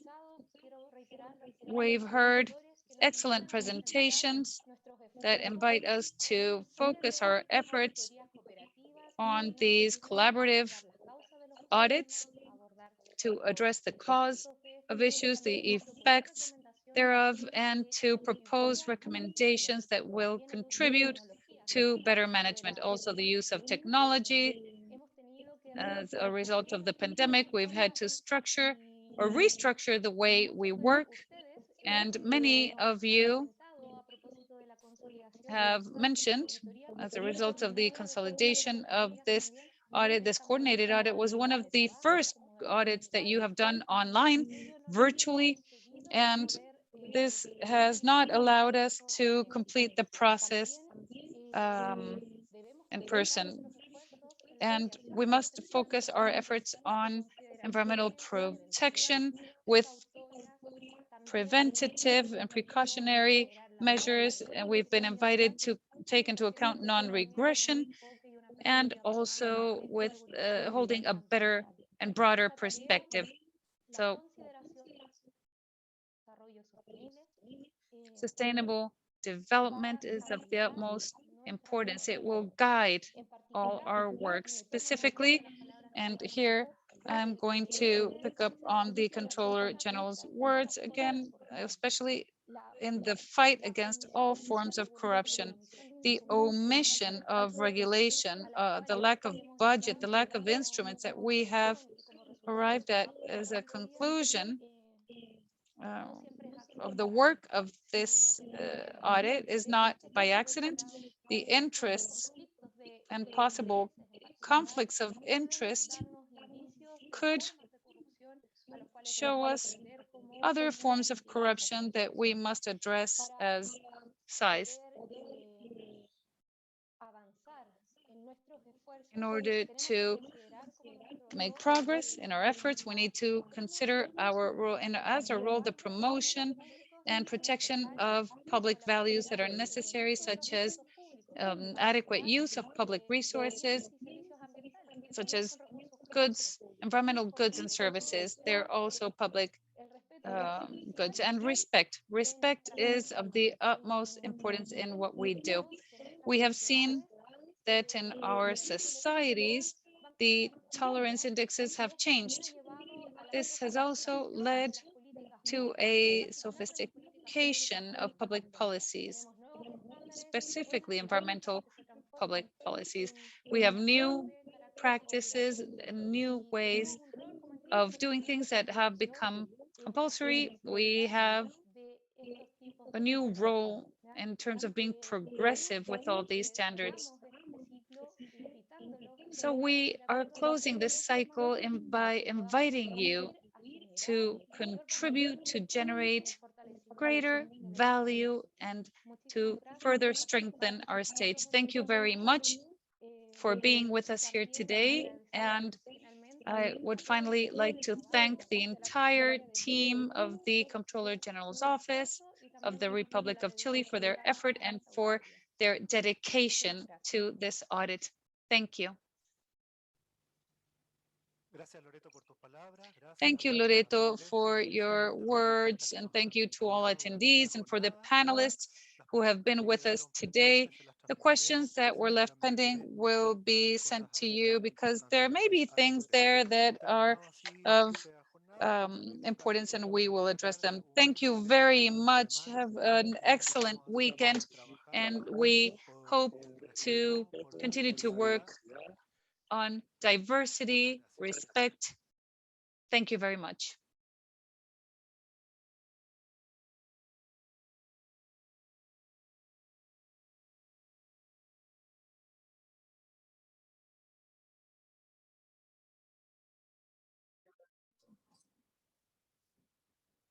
We want to take this opportunity to thank our colleagues from Uganda, from Zambia. Thank you.